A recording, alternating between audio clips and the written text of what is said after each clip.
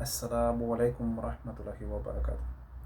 En este video estaremos hablando acerca de un tema muy importante.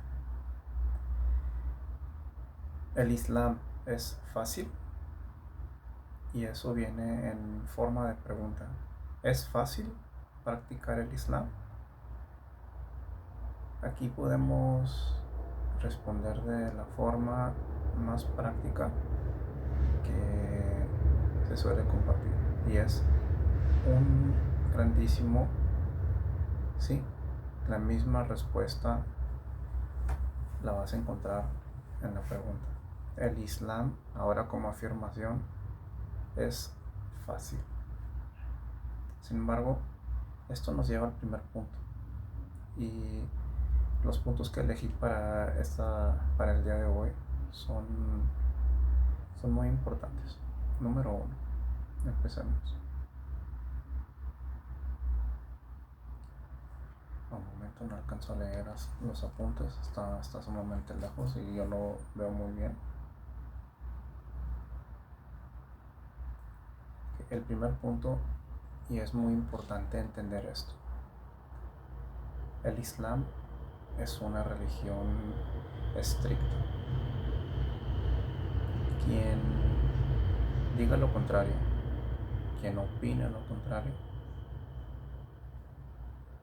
díganle que lo refute. No hay argumentos suficientes para demostrar que el Islam no es estricto. De principio a fin, es una religión sumamente estricta en todos los aspectos imaginables. Dicho esto, no porque el Islam sea una religión estricta significa que no va a ser fácil. Lo que cabe destacar de este primer punto es que cuando tomas tu shahada, entre las primeras cosas que tienes que hacer, lo cual no es obligatorio, pero es altamente recomendable, es darse un baño, hacer una ablución, hacer de hecho ghusl, para lavar de tu cuerpo todo esto, que el agua purifique. Entonces es importante entender que va a haber cosas que a un inicio no vamos a entender, pero aún así en nuestro trabajo, número 1, hacer caso a quien nos esté guiando. Número 2, educarnos, buscar quien nos apoye. Y número 3, es importante obedecer, porque a través de esta obediencia es como nosotros iniciamos a demostrar ante Allah que estamos sometidos ante Él. Y ahora, no porque algo sea bueno para ti quiere decir que es fácil.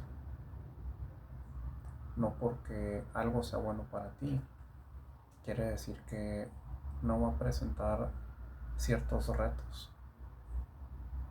Y esto sucede en todo lo que hacemos. De hecho, todo lo que vale la pena lograr en la vida, sea lo que sea, requiere de cierta destreza, requiere de cierta disciplina, requiere de cierto compromiso. Entonces, la práctica del Islam es precisamente lo mismo. El primer ejemplo que les voy a dar de 3 va a ser la ablución. Hacer wudu es algo que se hace para purificar el cuerpo antes de cada salah, de ser necesario. En ocasiones, si te encuentras en estado de purificación, no es necesario repetir. No voy a entrar en detalles sobre cuáles son los estados que rompen el wudu o que rompen el estado de wudu. Eso lo podemos discutir en otro tiempo. Pero sí voy a hacer mención de lo siguiente. Cuando tú sabes que ya rompiste tu wudu, que hiciste algo que invalida el estado de ablución, de purificación, No importa si viene desde el corazón lo que tu salah, no será aceptado.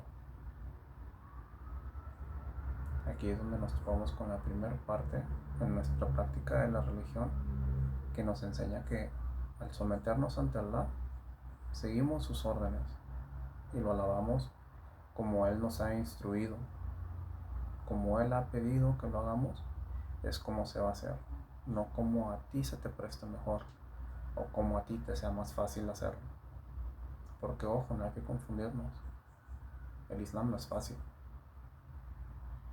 esa es la realidad. El Islam no es fácil, el Islam es una religión estricta, de hecho es la religión más estricta que existe de todas las religiones. No hay una religión que te exija tantos cambios en la vida como el Islam. Lo siguiente, digamos que tú estás acostumbrado a un estilo de vida en el que simplemente haces lo que quieres, y aunque no lo veas como tal, aunque no seas un libertino, lo cual, por si no sabían, un libertino no es una persona que anda en la calle, es un término que ha sido utilizado de forma equivocada, porque al escuchar libertino piensan que es libertad, y no.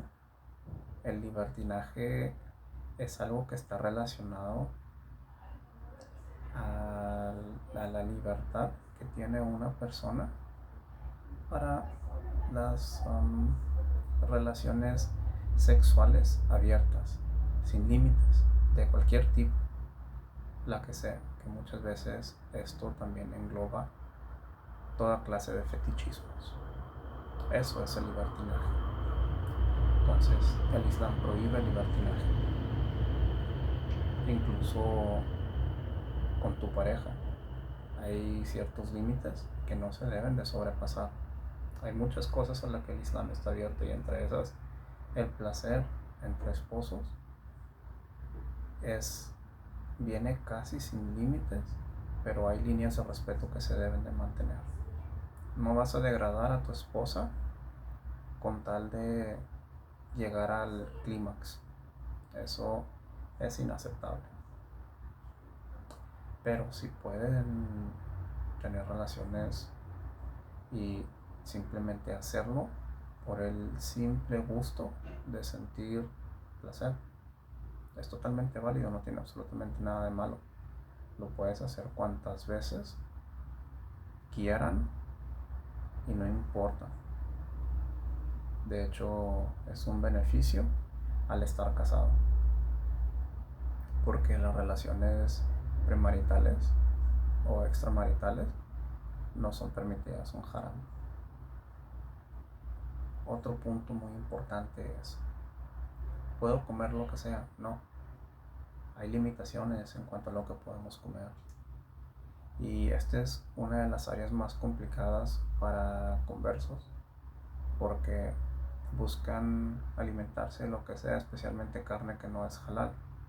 Me incluyo dentro de ellos, pero por las circunstancias, por llevar un mejor acuerdo con mi esposa, con familiares.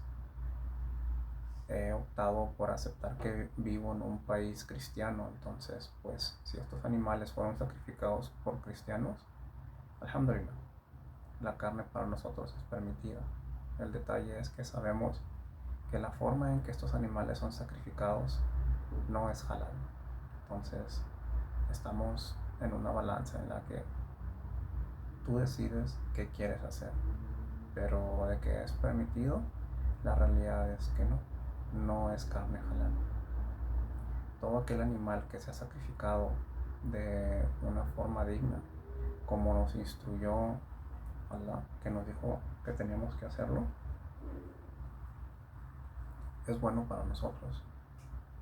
Pero cualquier otro animal que fue sacrificado fuera de este ritual no es permitido para nosotros. Podremos analizar este tema más a fondo en futuros videos. Entonces, tomando en cuenta estos 3 ejemplos, podemos dejar en claro que en nuestra práctica es una religión estricta.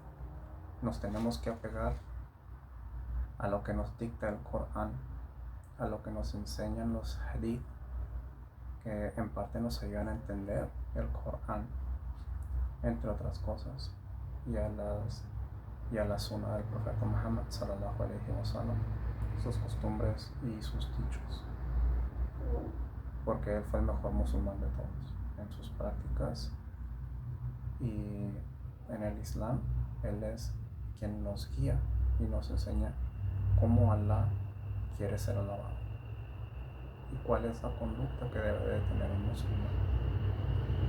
El siguiente punto, que es práctica y consistencia.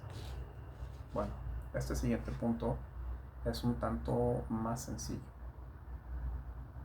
porque todo lo que vas aprendiendo lo vas poniendo en práctica y lo practicas de forma consistente, es decir, ya empezaste a hacer wudu, ya empezaste a ayunar. Una vez que aprendes a hacerlo de forma adecuada, no dejas de seguir los mismos pasos para no cometer errores y lo haces de forma consistente. La mejor explicación es, si te enseñaron a hacer wudu de cierta forma, cada que sea necesario renovar tu estado de purificación, repítelo de la misma forma, pero no dejes de hacerlo. Lo tienes que hacer todo el tiempo. Un ejemplo más que podemos dar, que nos permite entender precisamente a qué me refiero con ser consistentes, es cuando nosotros, después de nuestros 5 salat prescritos por Allah, que son obligatorios, tenemos salat voluntario, que le llamamos sunnah, porque eran sunnas del profeta Muhammad sallallahu alaihi wasallam. Eran 12 a lo largo del día. Entonces, para nuestro primer salat del día, Salatul Fajr, después del adán, es una unidad, que una unidad consiste de 2 rak'ah. Y luego ya hacemos Salatul Fajr. Luego, antes de dar el adán de Salatul Zuhur, tenemos 2 unidades, que en total son 4 rak'ah. Se hacen de 2 en 2. Se da el adán, se hace Salatul Zuhur y terminando una unidad, que son 2 rak'ah. Después de esto viene el Salatul Asr. Aquí no hay sunnah, no vamos a hacer un salat voluntario. Pasamos a Salatul Maghrib. Después de Salatul Maghrib, cuando hemos terminado, van a ser 2 unidades, 2 rak'ah. Después de esto esperamos al Isha. Una vez que hayamos terminado Salatul Isha, son 2 últimos, es una unidad que consiste de 2 rak'ah, los últimos del día. Hay otro tipo de oraciones voluntarias, estas no son las únicas, pero estas 12 son las que ponemos como ejemplo. Si tú después de un tiempo ya sabes orar, ya has aprendido Surat al-Fatiha, y aparte de eso ya memorizaste 2 suras adicionales. En mi caso, la primera adicional que memoricé fue Surat al-Asr y Surat ¿cuál fue? Qul Huwallahu fue la segunda. Entonces, eso la recitaba todo el tiempo. Yo casi de forma inmediata, corrección, fue muy poco el tiempo que pasó de cuando solo rezaba los salá obligatorio, el salá prescrito, a incluir salá voluntario, hacer suna. Pero una vez que inicié a hacer suna, he hecho el esfuerzo de ser consistente.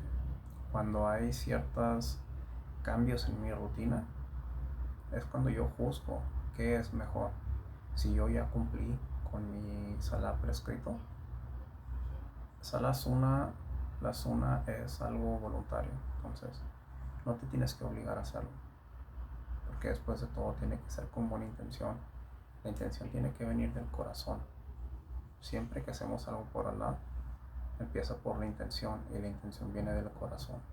Entonces, si tú practicas esto suna de forma consistente, aparte de que hay bendiciones detrás de esta suna, tú también te vas a hacer a la costumbre de que ya va a llegar un punto en el que cuando tú no hiciste la suna, vas a sentir que no oraste por completo, que algo falta, que simplemente fue excesivamente rápido. Cuando llegas a este punto, solito te das cuenta de que ya en verdad es parte de ti. Esto es hacerlo de forma consistente, todos los días.